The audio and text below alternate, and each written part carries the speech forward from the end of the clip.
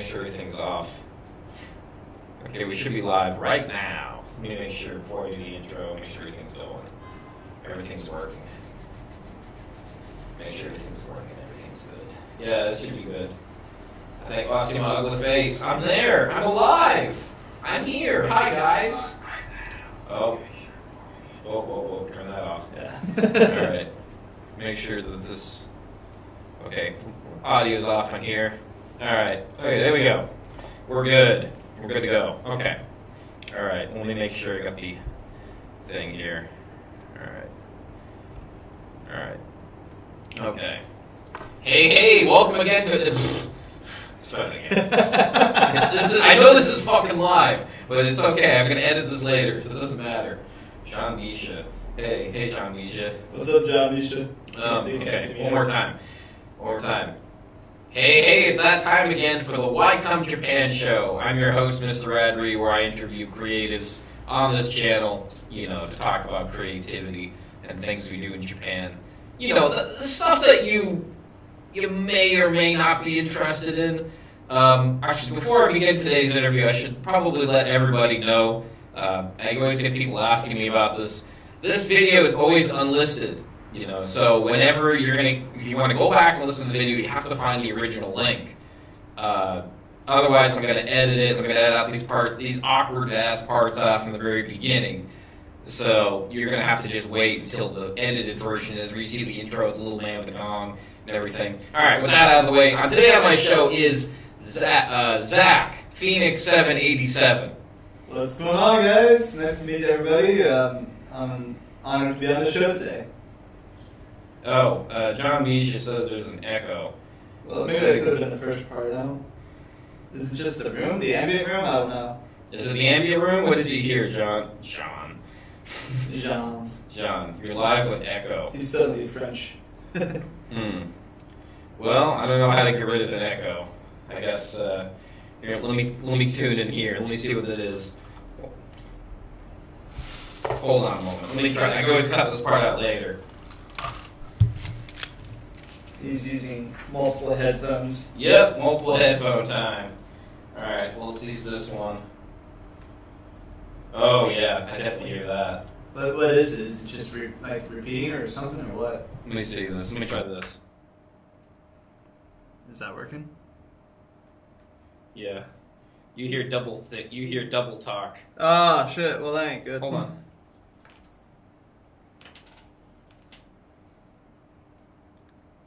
Could it be my microphone? Oh, that's it. Okay.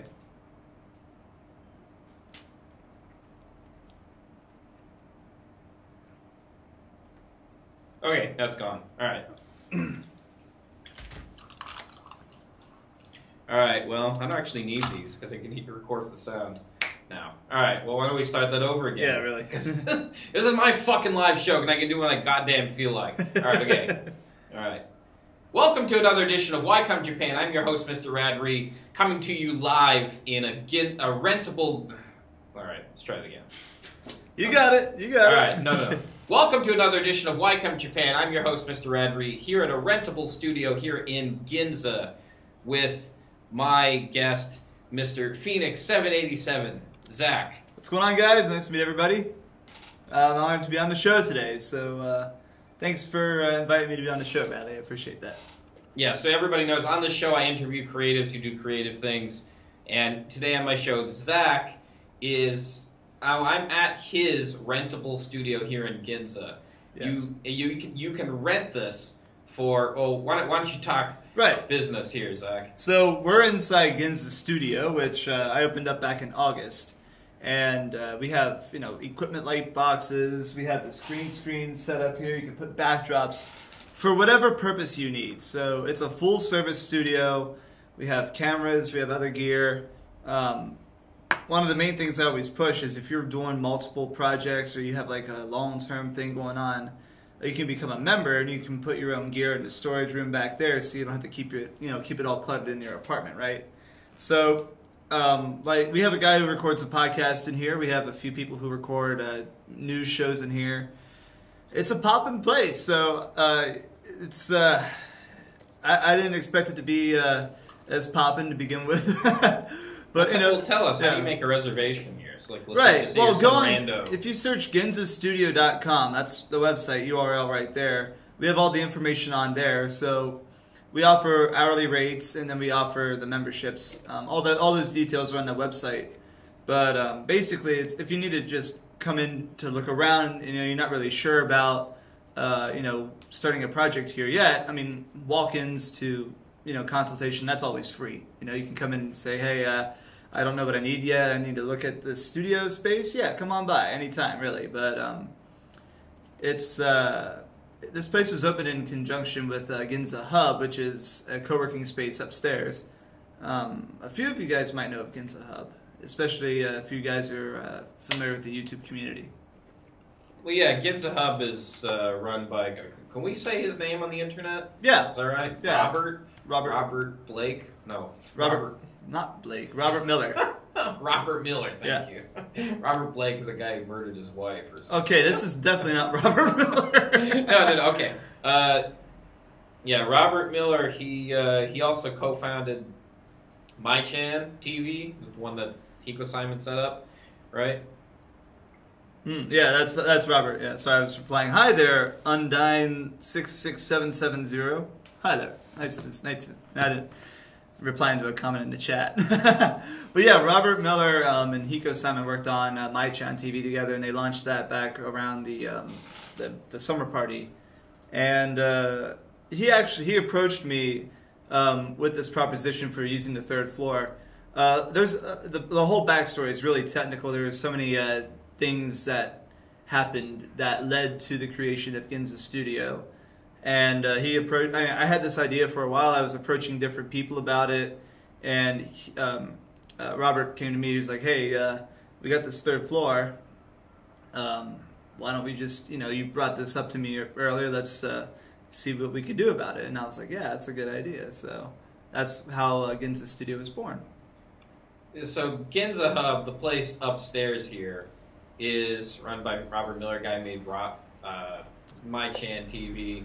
And he rents out this place to Zach to rent out for creatives, because if anybody who is in Tokyo, they know you can't go to YouTube Space anymore for reasons. I'm not sure what those reasons are, but there's some reason. And that was basically the impetus for creating this space. Was one of the reasons how I met Radley to begin with was through the YouTube community. And the YouTube community was indeed bolstered by YouTube from the YouTube space, but for whatever reason they stopped doing those events. And I think the creative community here in Tokyo has suffered from it, or because of it. So that was the reason behind making the studio. Is it? Okay. Yeah. I don't know. I mean, it just seems like, well, I guess.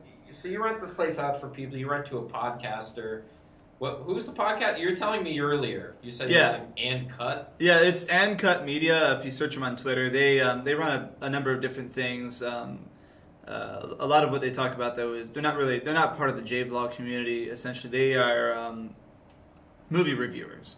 Oh, yeah. Okay. But another guy came here to Japan randomly. Well, they've lived here in Japan for a long time, and okay. I think one of the co-hosts, I think she's part Japanese in terms of her ethnicity.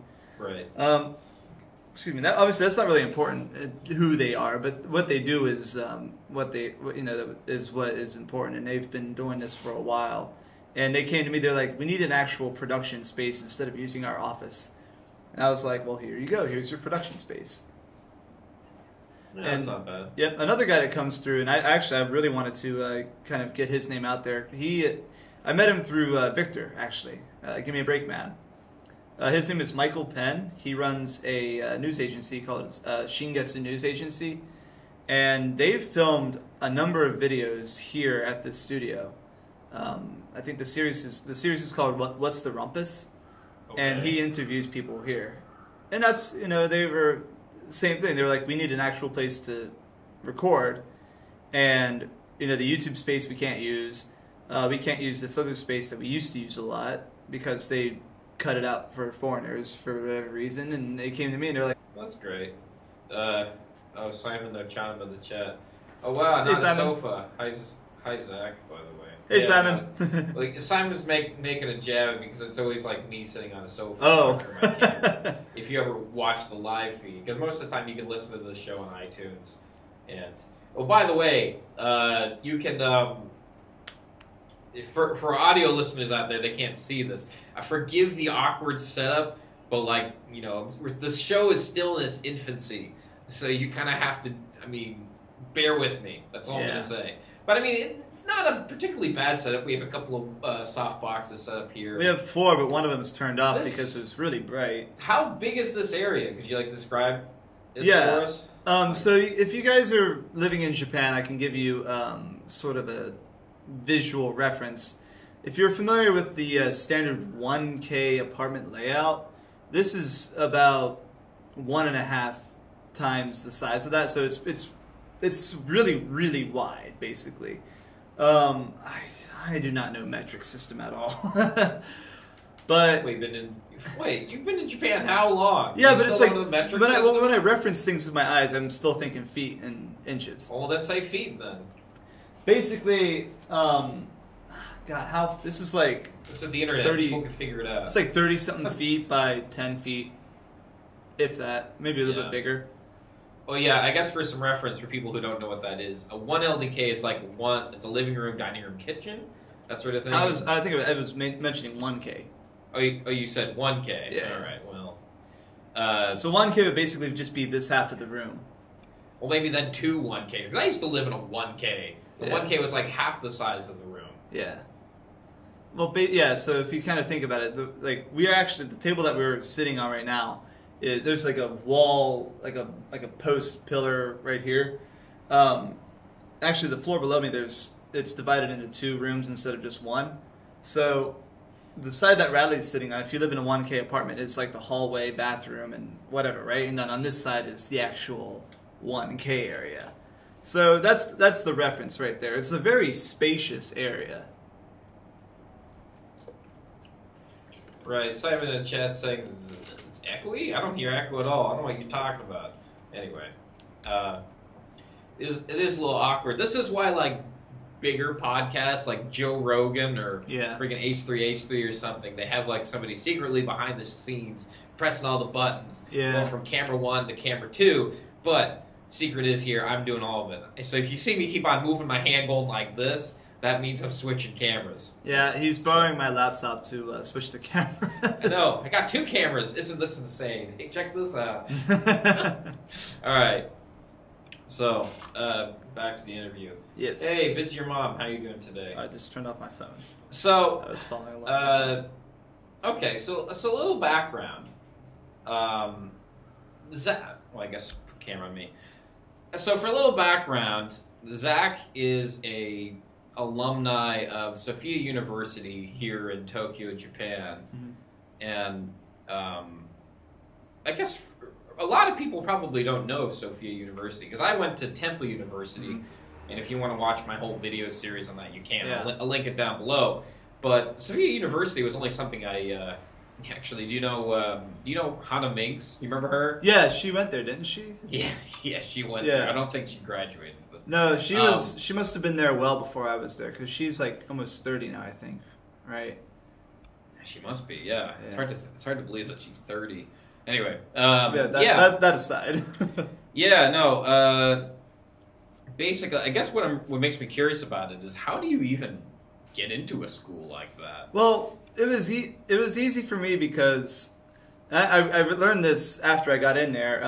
Part of the whole thing was if I spoke English, then it was a lot easier to get in, especially the department that I was in. So wait, all you needed to do was just speak English? Well, it wasn't. Well, let me specify that they instead of like a standard test like a lot of the universities have here in Japan, they actually accepted the ACT and SAT scores, and I had very high ACT scores. I don't want to say the exact number because I think that the way they do the ACT test has changed since I graduated high school. But at the same time, I was a student at Arizona State University, and I had an academic scholarship at ASU. So when I applied, they actually asked me when I applied to transfer, they actually asked me about those academic scholarships. my ACT scores and my other, SAT scores and my transcripts from ASU. So I had good grades at ASU. They weren't like, Compeki A+ grades. But I just sent all that over there, and I wrote an essay about why I wanted to be a student at Sophia. Now, Sophia University, if you guys are curious about that school, if you're in high school or if you're thinking of transferring here, they're a Jesuit university. So Jesuit's a Catholic religious order, and I went to a Jesuit high school. So I knew all the tips and tricks to get your grade bumped up by, adding extra points and stuff. So I used those tips and tricks to put in my application essay. And then I got an academic scholarship to go to Jochi.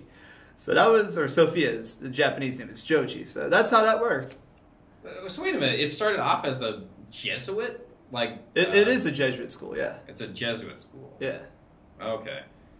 But you found out about it how? You found like an advertisement or something? Well, what happened was, between my freshman and sophomore year at Arizona State, I did a summer study program. And I did that at Sophia University. So when I was looking at the available summer study programs, because I wanted to, go to Japan. At the time, I was studying Japanese language at ASU. So I wanted to all the language students at ASU, typically went abroad for some time during their studies, and I wanted to get that out of the way during one of my summer breaks because, I didn't want my graduation schedule to get all screwed up. So. That's how I found out about Jochi, was just through that program. They had that program and a program in Hiroshima. And I was like, well, I'd rather be in Tokyo. Even though I've been to Hiroshima, I like Hiroshima. I was like, I'd probably have a lot more fun and learn more about Japan by being in Tokyo. But, I enjoyed it so much. I did a little bit of research, and I figured out they accept transfers. And I was like, all right, let's do it. Okay. 'Cause, I've never heard of it before. Yeah. Until, actually... I can't remember the first time I heard about it. I think maybe when I was at Temple. And somebody else mentioned Jochi and Temple sometimes do stuff together. Oh, do they? Yeah. What do they do together? They've had events together, or especially the international department at Sophia University.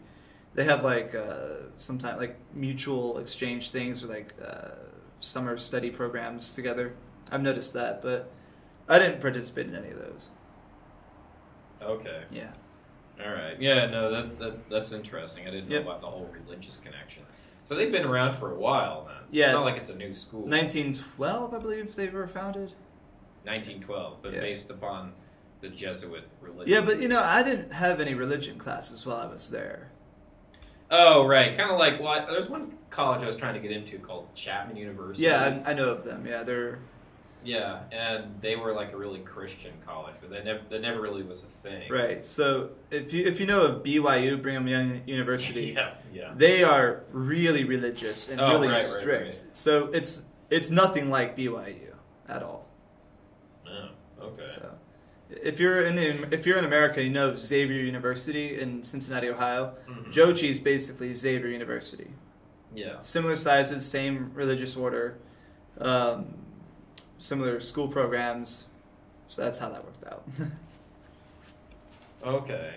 Yeah, my basic thing with the whole Sophia University... Well, what is it? Sophia University, they don't offer... Temple usually has a film program, a communications department. Right. But Sophia only does something like business, and what are their majors? Yeah, they do business, they do humanities, they do language programs.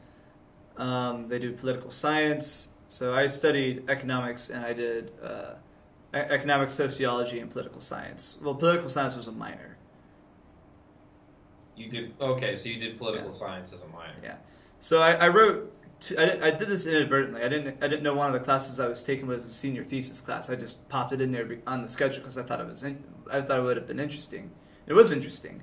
I ended up taking two of those senior thesis classes. One of them was on Japanese business practices, and the other one was on as a sociology statistics course. So it was pretty interesting, both of those classes, how they counteracted each other. Yeah. I see. So you stayed at Sophia for how many years? 2 years? Yeah, 2.5 years. Then I graduated. 2.5 years. That means you went to a community college, and where is it? Arizona? Well, it was a university. So Arizona State for 2.5 years, and then Sophia University for 2.5 years. So I was in school for a total of 5 years. I graduated in September of 2015. Okay. Yeah. I see. Do you ever have any like alumni gatherings or anything? It's weird because like I said, I didn't graduate from ASU, but I've been going to a lot of their alumni events here in Tokyo at their behest. They're like, hey, you're the one with this connection here. Why don't you come and talk about it? So I've been going to a few of their events. They have another one coming up for Christmas that I'm going to go to right before I fly home for Christmas. But I haven't been to any of the Sophia alumni events, which was kind of weird because, I don't know, since I graduated there and since I started working and getting more involved in the YouTube community, I've had like almost no connection to any student that, from Sophia University. Oh. There was like one girl who was part of the the friends group that I had with the YouTube community. Like she was friends with Sophie and Mama Jess and other people, right?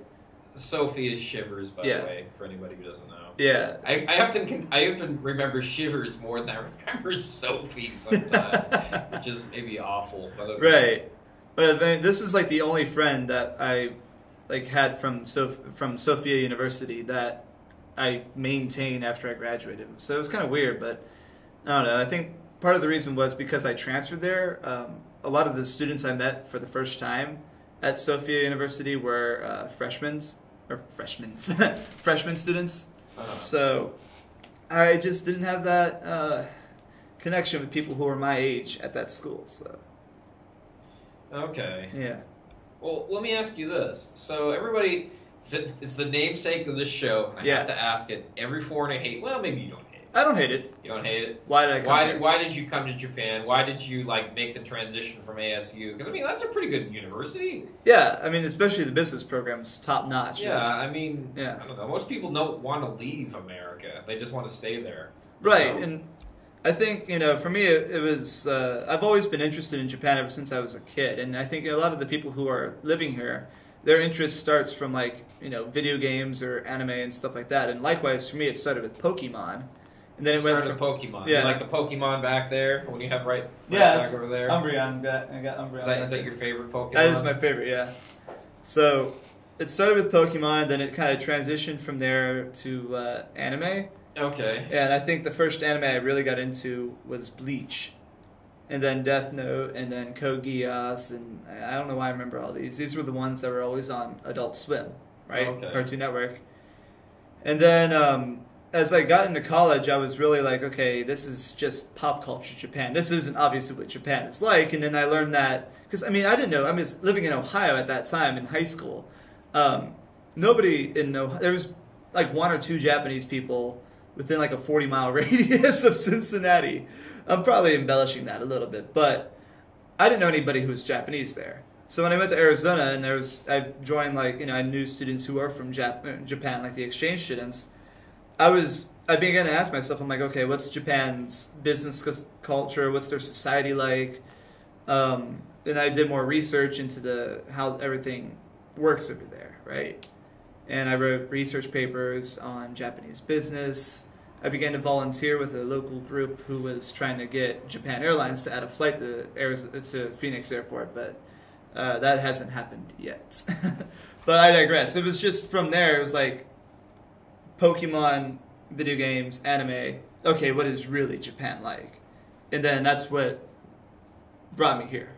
Oh, okay. So you basically your weeaboo-ness wasn't the scale wasn't like too high, because I mean everybody has. I mean, my weeaboo-ness was, I'd say, at a good level, because it's a level. It goes up and down. It does. There is a weeaboo. It's like, level. oh, I'm up here today. Oh wait, no, I'm down here. I don't know. Let me put it this way. Because when I went to Temple University, they'd always have new students come in all the time. Right. And one time, I mean, I feel awful saying this because it's just I feel bad talking down about people, but I'll just say it anyway because he's not here. He doesn't know who the fuck I am. Anyway, there was this one guy. He was like really fat, had long hair, big thick glasses. He was balding, and you looked at him. The only thing you could think of is weeaboo. That's the only thing. That's the first word that comes out of your mouth. Like you don't want to say it. Like it's like you don't want. Like almost like you don't want to say it. Like it's like a derogatory thing. Right. Oh yeah. People get really pissed off if you call them a weeaboo. when they're actually weeaboos, you know?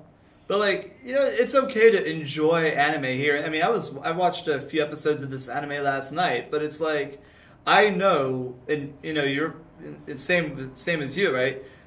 We've lived here for a long time. We know what Japan society is really like. We're not going to go out and act like a bunch of, freaking weebs over here, just like spouting anime quotes when we meet somebody, right? Yeah. No, the beginning of the story, I mean, this guy, and what happened was, he came to our school, he didn't say a word, like a single word. He just kind of looked around, kind of like slowly, you know. He wouldn't look directly at you. Right. He'd like be looking at the floor and come looking around. He'd like walk slowly, kind of his penguin style and everything. And I remember when we finished orientation at Temple University, the first thing he said was, like, to the OSS service, the Operation Student Services, OSS, he just says, "I want to go home." Oh God! Right? Oh and my God! You're not at that level, you know. No, you're not at that level yet. Well, you know, I've noticed with people who come here though, there is a distinct. There's always phases of being here, because you get the euphoria phase. You know, the whole I'm in a foreign country. You know, this is an exotic country. This is a different country. You know, you get that phase where you just like, you know, sometimes you go to a bunch of parties or you hang out with a bunch of people and you're just, you know, you're enjoying your life here. And then that euphoria sort of crashes and you're just like, oh God, you know, you have like a depression or something like that, right? And then from there, it's either people go home or people, you know, they figure out something and they're here for the long term, right? Right. Well, I mean, it's probably not. I think what the thing was is that we did our research, you know, before going.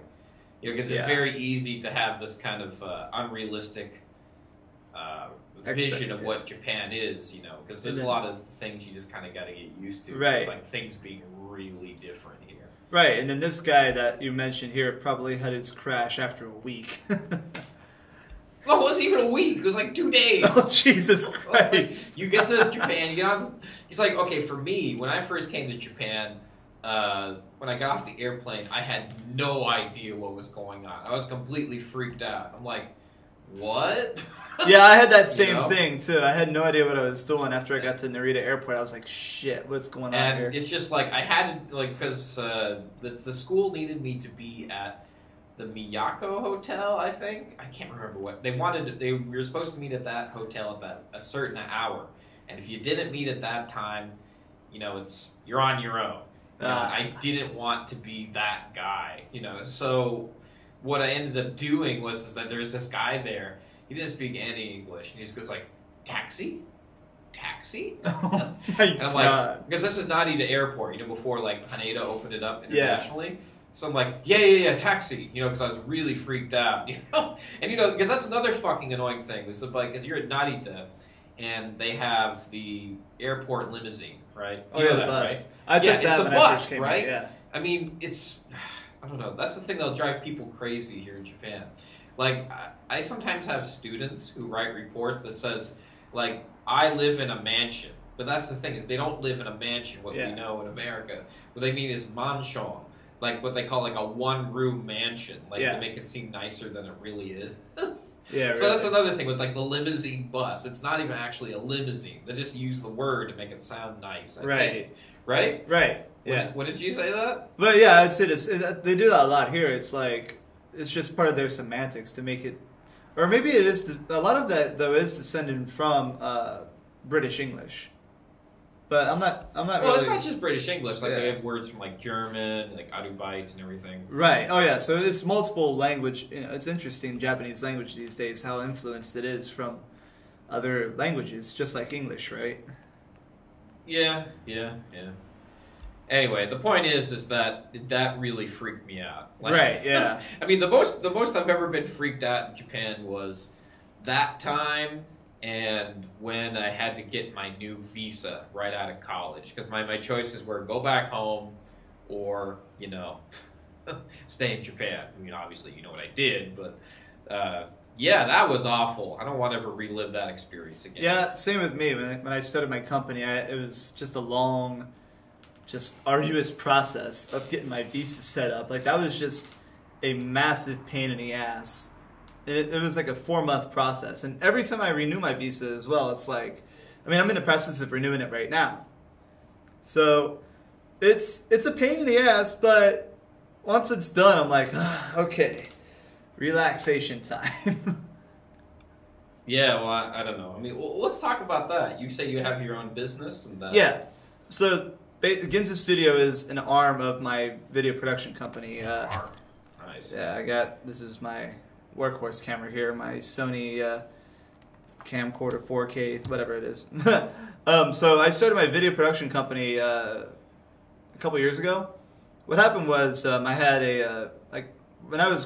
since I had an academic scholarship, I obviously saved a lot of money from not having to pay tuition.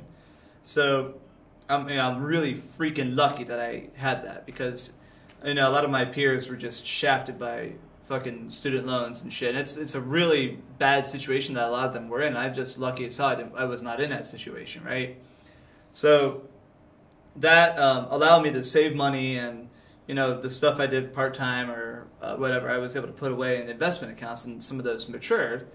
And right. At the time, I was like, okay, I got to figure out what I need to do. I need to get a work visa, because this is right out of college. I need to get a work visa, start a company, and I had a bunch of ideas for companies in the back of my head.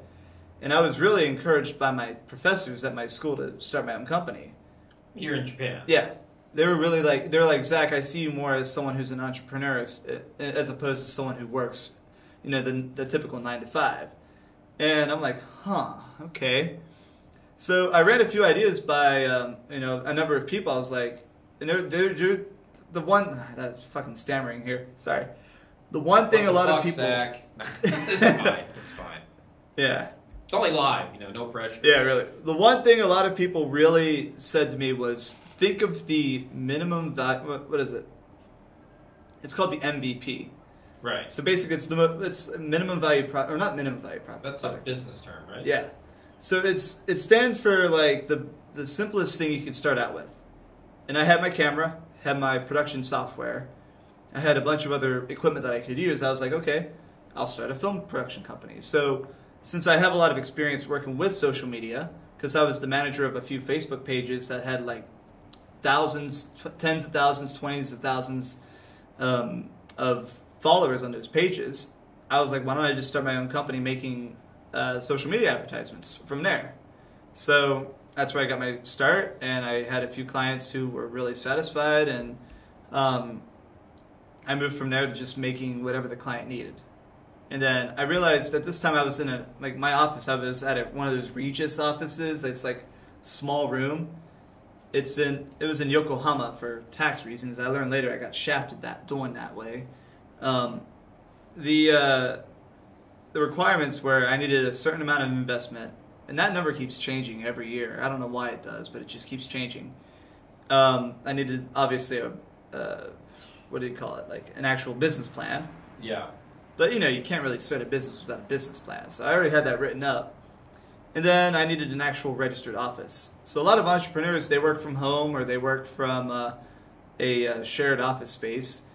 You got to be careful about that, because if you work at a shared office space or a co-working space, you got to make sure that that space allows you to have a registered address there. So Ginza Hub upstairs, they allow that. I didn't know about Ginza Hub when I started my company. So I found Regis in Yokohama, and I was like, okay, I'll just set it up down there in Yokohama. And then boom, got my visa, and then I was in operation. But my start of operations was actually slightly delayed because I was in the process of moving apartments at that time too, and that was a 5-month process that nobody should go through.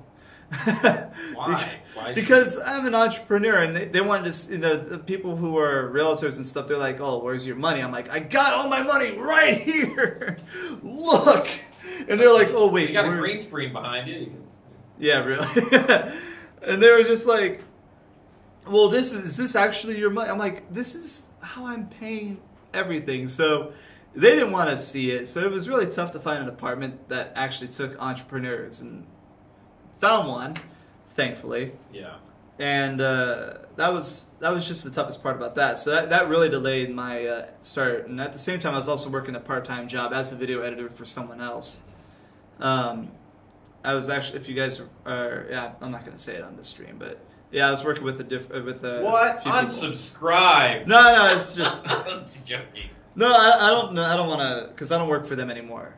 A company? You mean the company you used to work for? Yeah, yeah. Oh, I don't work for them you just anymore. want to talk about them. Okay. Yeah, but the idea for starting my film production company was related to what I was doing at that company. They were not a film company; they were an education company. But that was where I got the idea I don't know. for that one. Hey man, I mean we all need to make bread, so it only makes sense. Exactly. But yeah, no, I don't know. I mean, well, it seems like this is a relatively. Would you say this is a relatively lucrative thing? Having a small business. Would you recommend this for other people? Having a small space and stuff. If you know what you're doing, like one of my friends is trying to start her own company because she works in IT. She doesn't want to work for other people. She wants to kind of have the ability to travel around because that's whenever she gets the chance, she travels. Basically, this friend of mine, and she was asking me. She was like, "What do you want to do? What should I do for a company?" I'm like, "Well, I can't tell you that because everyone has their own unique set of skills. Everyone has their own background and their education and their training and stuff." Right. So I couldn't tell her what to do, and I took her to a few investor events and what do you call those networking events and stuff, and she was she was a little bit blown away there. She was like, "Oh my God, I don't know what to do now." But I was like, "That's the thing, you take in these ideas, and then you kind of formulate something out of there." Because like the guy in the comments said, minimum value proposition. You don't want to start something with just that's way too broad, because you'll just end up losing money from just stuff sitting around, and you're not going to be able to focus on one thing just to get yourself off the ground, right?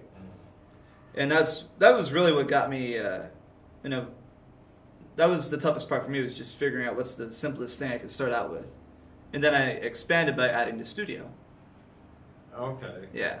Like, everybody always usually talks about, getting a job in Japan or being an entrepreneur in Japan. Right.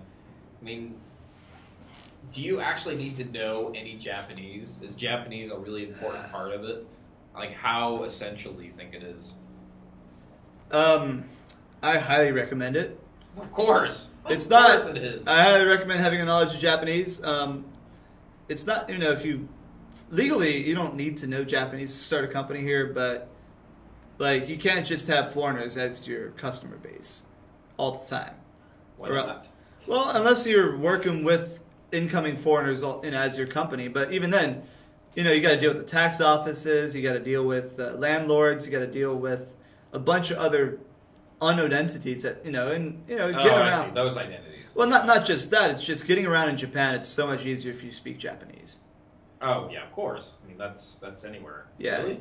Right? Yeah. If you speak the local language, it's a hell of a lot easier to get around and survive. Because, if you live by yourself, you got to go to the store and you don't know what to buy, and you don't know how to ask the store clerk.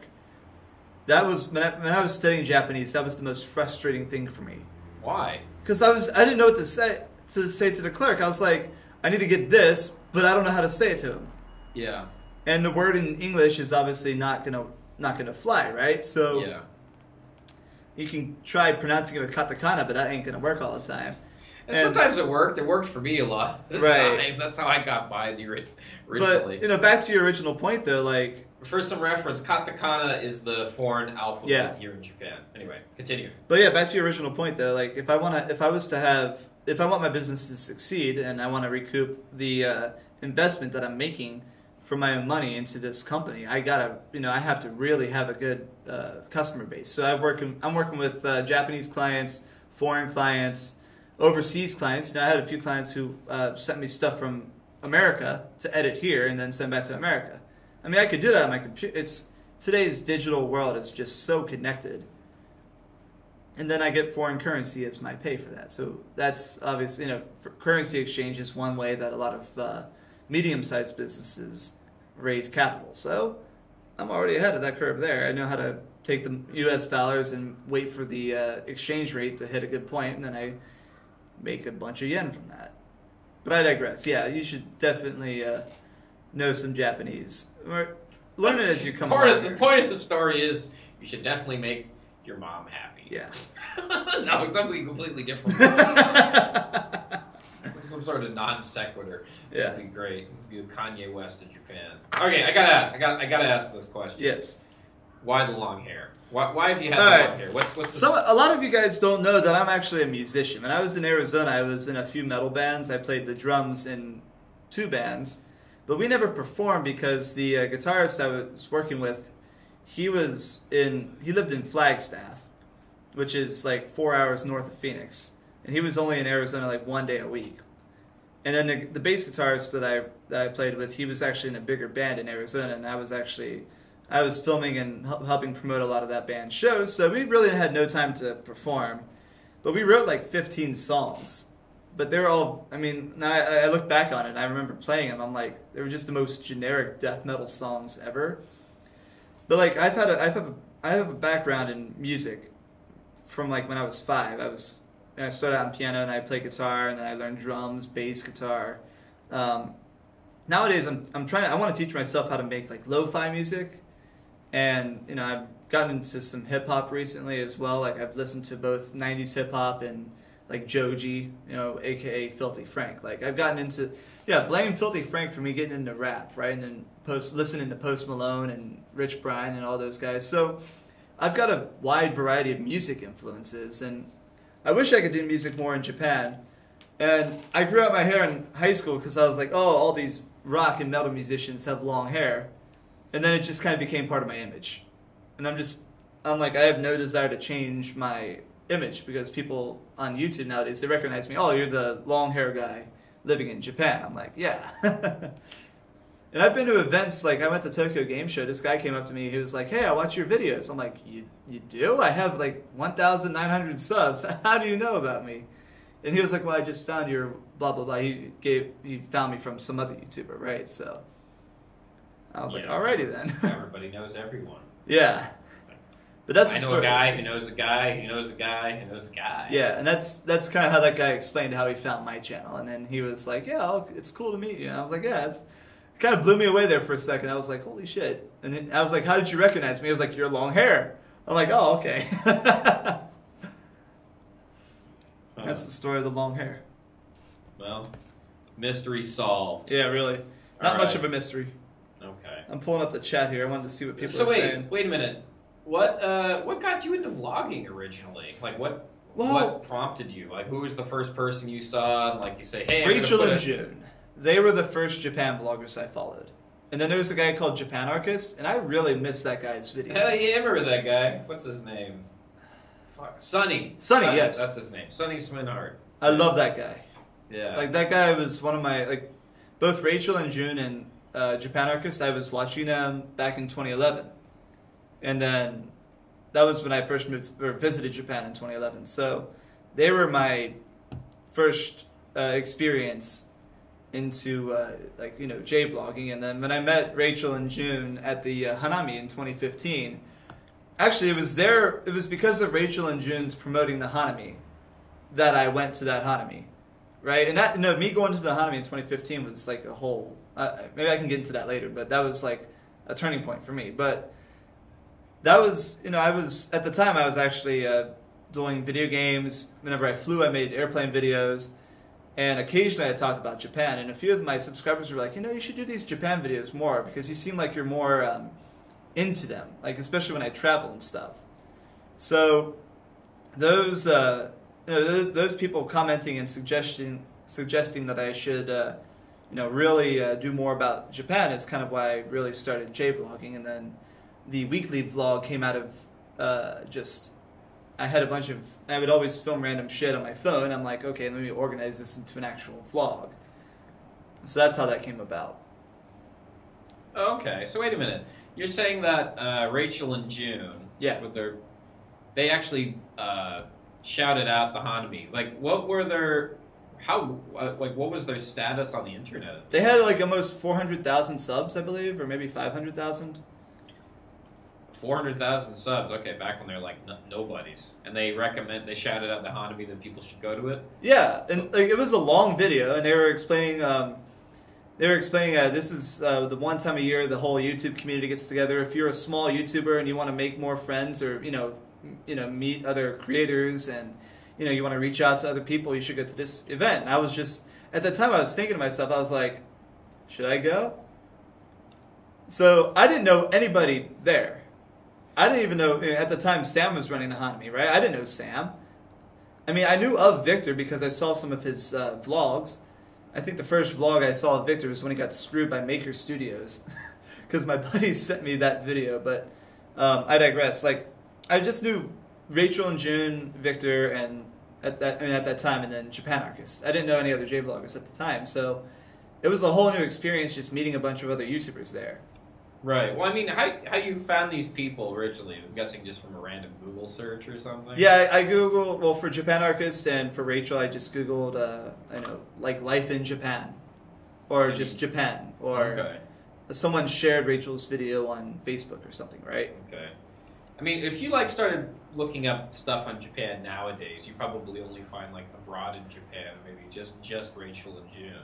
Yeah. I mean, there's a couple of other people you just type in Japan, and the bigger videos are always the ones that get the attention. On Facebook, nowadays. It's Red Duck Post nowadays. It's Red Duck Post. Oh, Red Duck Post. Yeah, I know the guy who runs that. Yeah, I don't know him personally, but I know his face. I met him. I met him during Halloween this past year. He was with his girlfriend recording some stuff in a drugstore. Well, yeah, no, his name is Tokyo Bra. Tokyo Bra. And he has the most expressionless face ever. Yeah, and every thumbnail is his girlfriend facing away from the camera. That's what you have to do, but it's just I always find it funny how he never smiles. I mean, he was a nice dude though. He was genuinely a nice guy. Him shit, but it's I don't know. It's always fun making fun of people's appearances. But I mean, like you said though, at that time, back in 2011, Rachel and June's channel was really exploding, and then I was subbed to them, but I wasn't really taking YouTube that seriously at the time. I mean, I had the channel that I have now since 2012, and it just started from uploading random airplane videos or just random nonsense. And then in 2014, I was really influenced by video game YouTubers like Vanos, H2O Delirious, and that's when I started making GTA videos. And then it went from there to everyone's like, oh, you live in Japan? Okay, talk about that. So I made a couple of vlogs on Japan. Whenever I traveled, I filmed and made some videos on that. And those videos took off. Okay. Yeah. What do you think about vloggers nowadays? Do you sort of think because I mean, I don't want to get in trouble. It's just if you were, let's say you jumped into the YouTube game now, would you only follow the big name people, or would you want to follow some smaller people like this podcast or yourself? Right. I don't want to get in trouble because I run the Hanami with not just myself but a bunch of other people. Nobody really. Only small people come to the Hanami, right? I mean, it's people with under 5,000. We had 200 people this year, though. Okay, that's the thing. Still. And there's a variety of people there. There's a guy who had 3 million subs there. I didn't know who he was, but he just showed up. He was there. Oh, that's cool. Yeah, and he brought a bunch of people there. Tell me, who was he? You can't. Can you say? I forgot his name. Secret? You don't even know his name? He was a video game YouTuber. He was a video game YouTuber. So. Okay, he's a video game YouTuber. He was playing, at the time he was playing Overwatch a lot. If you have 1 million subs, you should at least know their name. I mean, what's his name? Abroad in Japan has 1 million subs. It's once you're in the million club, everybody should know who you are. I sub to him, but I don't see his videos on my sub feed because YouTube feed absolutely sucks. But I digress. I wonder if because the reason why video games became such a big thing on YouTube was because, what is it? Yeah, YouTube became really big. Video games became good because of watch time. That was the only reason. And it was because of the algorithm change. Yeah. So, that's why everyone uploads 10-minute videos these days. Right. No, I'm just saying that video games are great for that reason, and I'm wondering how his numbers are doing now, because now YouTube's favoring... what kind of content is YouTube favoring now? What do you think? Vlogs. Vlogs? Is that what they're doing? And live streaming. Okay, because, they're always trying to, They're still looking at watch time, though. Okay, well, they're always trying to police the site, you have to it's like a guessing game of playing Rubik's Cube in the dark kind of thing.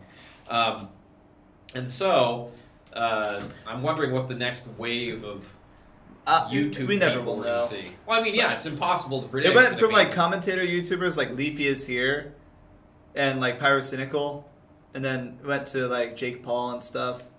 But yeah, Simon just said my parents never have heard of Abroad in Japan. I didn't know of him either until I came here. Well, I doubt your parents know about me. Jesus. Yeah. All right. But yeah, I mean, what was I just saying? I mean, I would try to network as much as you can if you're just starting out as a vlogger, especially.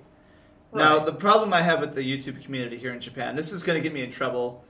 I don't want to cause drama, but I just have to say it. Do it. This podcast needs more views. All right, fuck it. I'm going to say it right now. All right. The YouTube community in Japan pisses me off. Why? I feel like people care more about just gaining clout and just making their stuff, making themselves, famous without actually doing anything about it.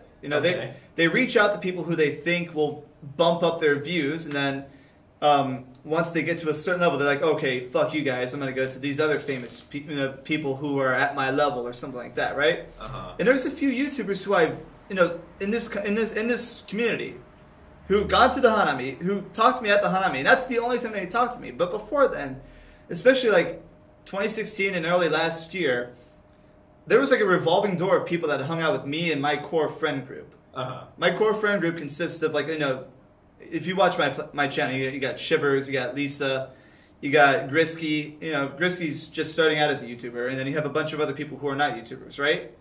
Or maybe they're on Instagram or they're on Twitch.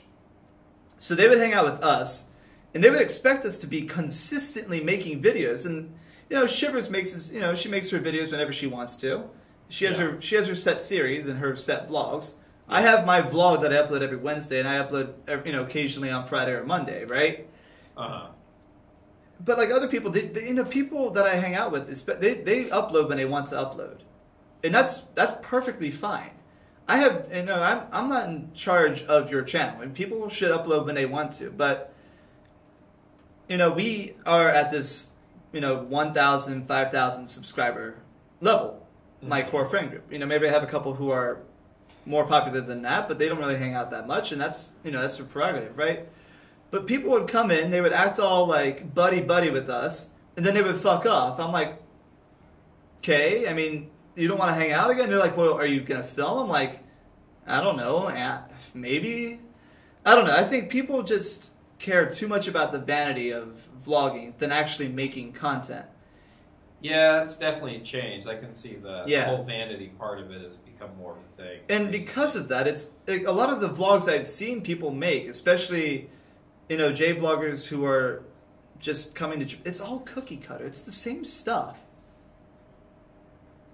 It's like, look at this amazing thing about Japan that 1,000 other YouTubers have made a video on. Yeah, well, we always bitch about this. I mean, I always bitch about this too. So I mean, it's nothing new.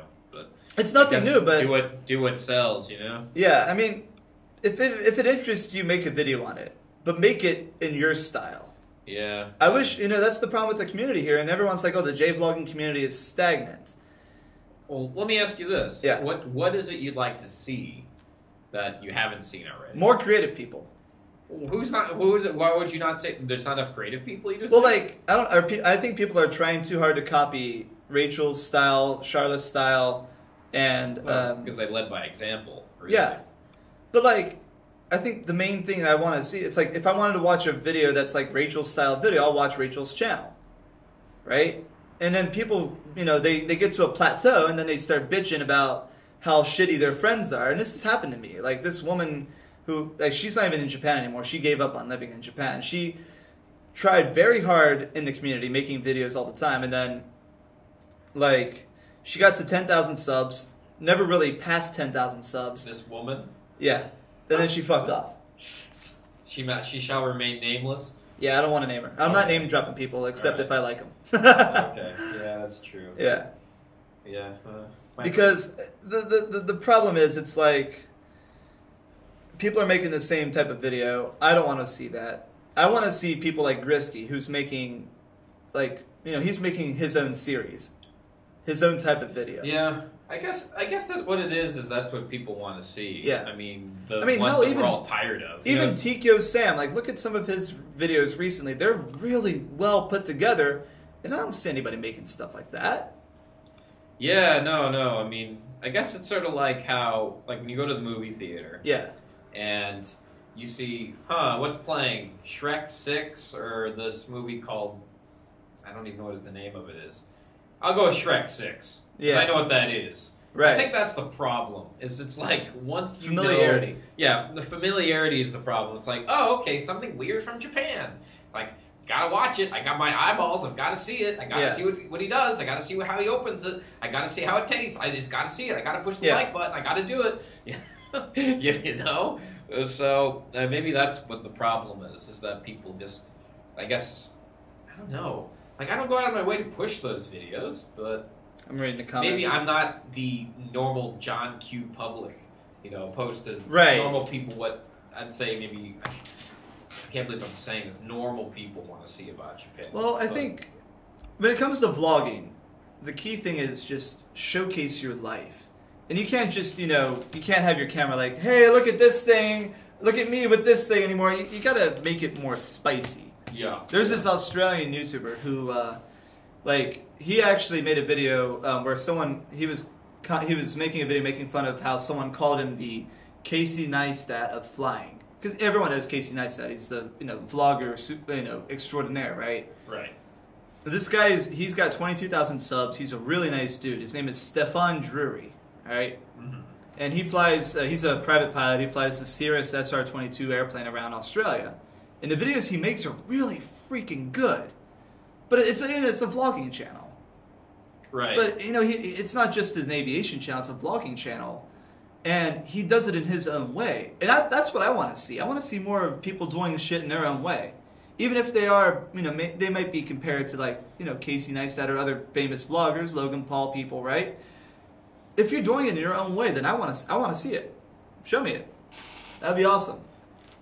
Yeah. I mean, I don't know. You just got to do what people want to see, I guess, or you got to do what you want to do, and just it always sometimes being a creator on YouTube or just the internet in general, a lot of it kind of feels like a shot in the dark. Yeah. In a way, like sometimes you can really hit things out of the park, like with I know, like what's his name? Like Red Letter Media, when they made that 90-minute Star Wars review. Yep. Of course, he got all this popularity for making that, and then that's when he went Mike Stolaska, I think his name is, and he later made Half in the Bag, where they interview new movies and everything, and they have so I would say it's relatively lucrative. I don't know if that's their main source of income. Right. Maybe they have a side job or something, or a side hustle, because most people who are creative, even what is it, the Fairley Brothers, right, who made Dumb and Dumber and a bunch of other goofy comedies, even they had day jobs, right, write scripts every now and then. So it's just kind of it makes you wonder how much of what YouTubers do, do they have actually day jobs, and what kind of lives they have. I noticed with a lot of the girl vloggers, or the female vloggers here in Japan, they hide their boyfriend. They mention their boyfriend, but they're usually known as Han-kun or Tripod-kun, or kun as in K-U-N, like the honorific in Japanese, right? And I'm like, why hide an aspect of your life? Especially if you're in a long-term relationship with that person. And I don't know, maybe people just I think they create this illusion for themselves. And like you said earlier, it's what is their actual life? And that's the problem I have with some vlogging styles. It's you're showcasing your life, but is this really your life, right? And people have come up to me, they talk to me for a while. They're like, you know what, Zach, you're the exact same person you are in person as you are in your videos. And that's what I set out to do. I'm I just want to showcase what I'm doing. I'm not trying to, put on some facade and say that I'm some, posh, regal type of person. I'm just some dude from the Midwest, went to Arizona, and now living here. Right. Well, the thing is that sometimes, there are certain parts of my life I don't want to have on the internet. Right, yeah. No, that's everybody. Yeah, but a lot of that, it's sometimes you see these people, the bigger people, like H3H3 or PewDiePie or any the top tier YouTube people, and they always say, well, today I'm going to talk about depression, and how I'm depressed and how I really don't do these things behind the camera. This is who I really am, right? Yeah, and that's. I watched. I think I watched H3H3's recent live stream about how he's been really depressed, and there's so many down thumbs, and they totally earned those down thumbs. Yeah. And I love their show, but it's just sort of like, it's like I don't need to hear about this, you know. And it does feel like it does feel good to talk about it, right? In terms like being human, but I feel like if I was like whenever I upload stuff like this, it always gets a negative reaction. Right. I'm not. Yeah. And if I think about it deep down inside, I don't really want to see it. Right. It's like what are these people watching my video going to do? Like, how can they help me? They can't. They're just people, right? And I learned it the hard way. I made a video a while ago how I was really depressed about, just something or another, and that video just got tanked. And I realized that I was like, I didn't need to talk about this shit on YouTube. They don't care, and it's not a bad thing that they don't care. It's just, why did I make this video? I didn't need to, So yeah, I guess it's all about figuring out what you need to do on the platform. All right, so let's switch gears a little bit here. So,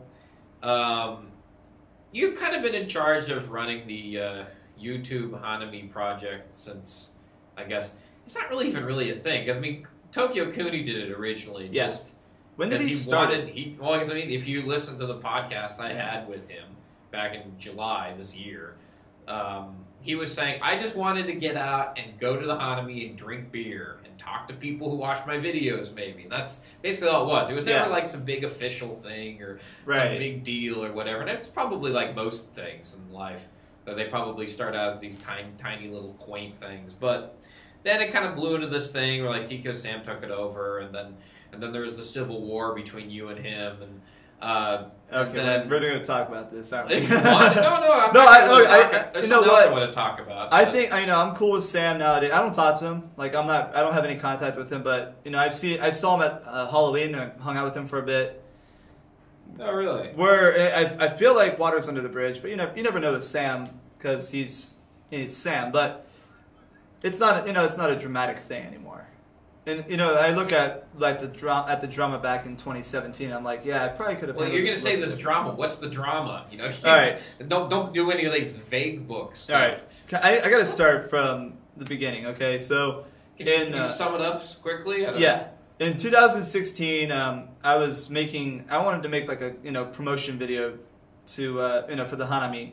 And this was outside of what Sam was. This wasn't to compete or do anything with Sam. I just wanted to make a video about the Hanami because I made a bunch of friends from going to the Hanami in the year prior, 2015. So Sam saw that I was doing that, and he was like, "Hey, why don't you just work with me on a promotion video?" And you were in charge of that as well. You were handling part of the shoot, and you were acting in it as well.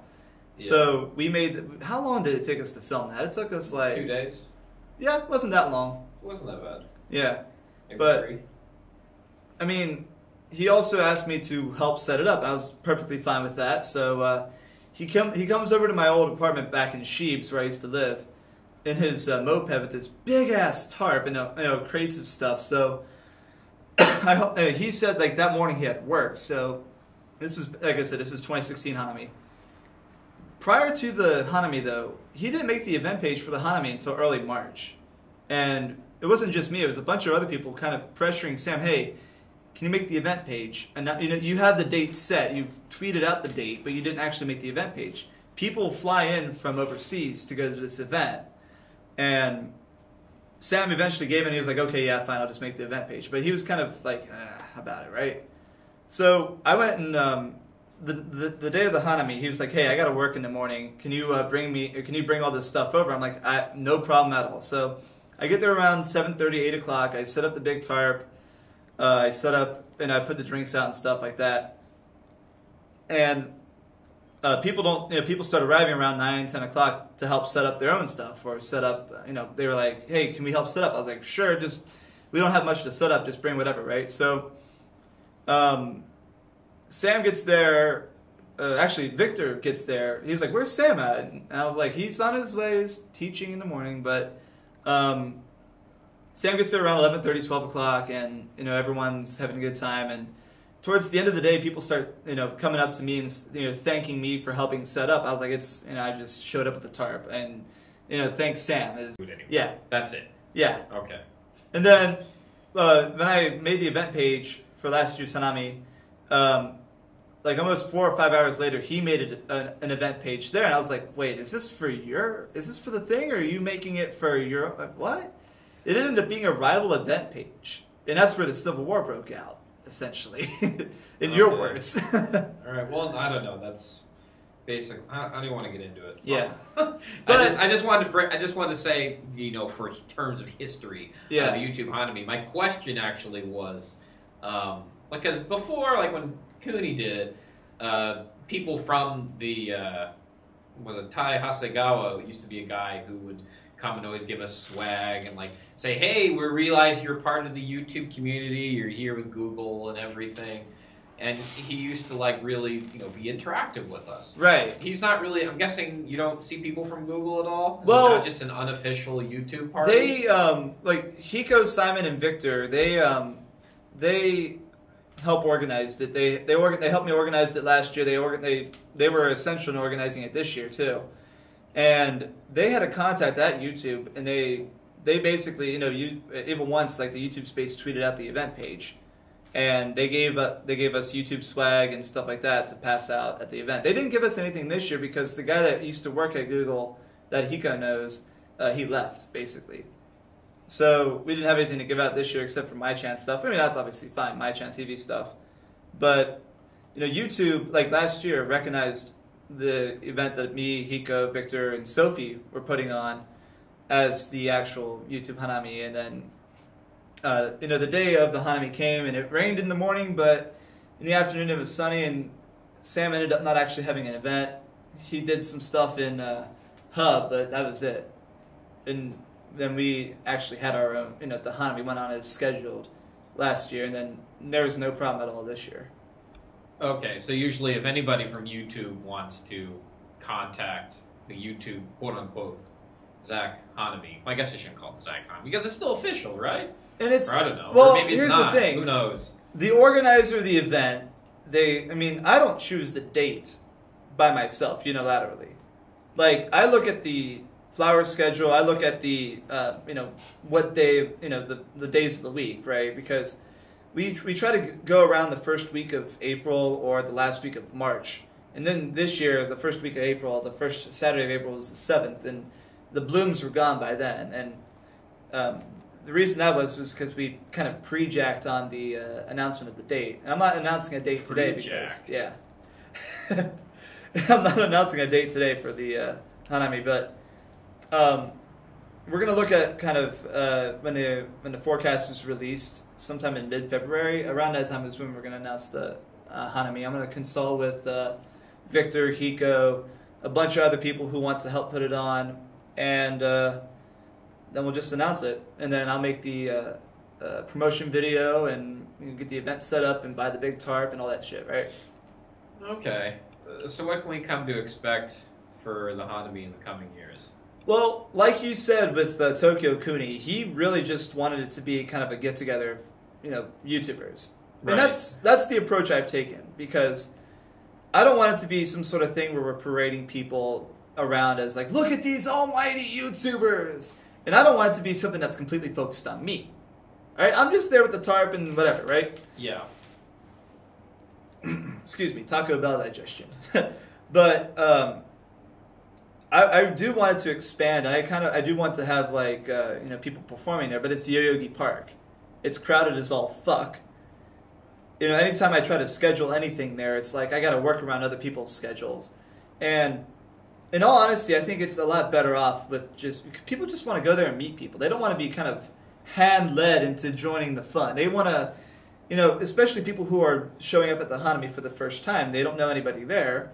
I don't want them to be overwhelmed. But I also don't want them, to be feel kind of left out because there's people in like cliques and stuff, right?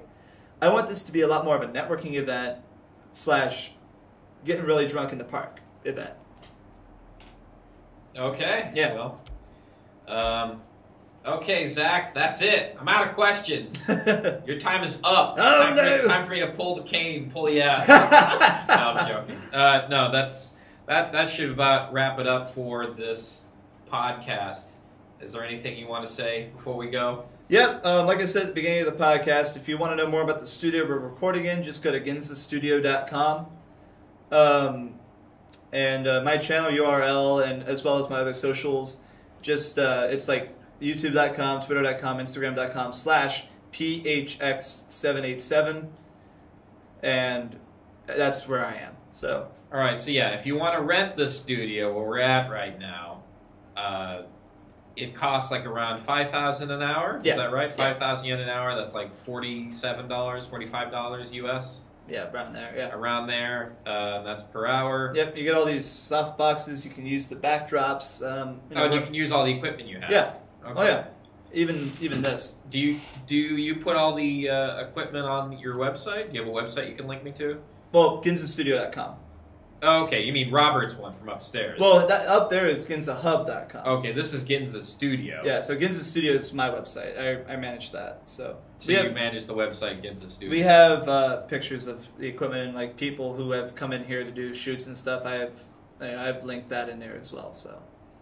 Okay, yeah. So if you want to rent this space, you can. It can be yours if you're in Japan and you need a place to shoot, nice private space. I think it's a pretty clean place. So don't bring AV models here. So, just to let you know. I didn't know where you were going with the word clean. I had my Roomba sitting over there, but yeah, it's I don't know. I guess until that happens, I guess you'll have to enforce rules. But yeah, really.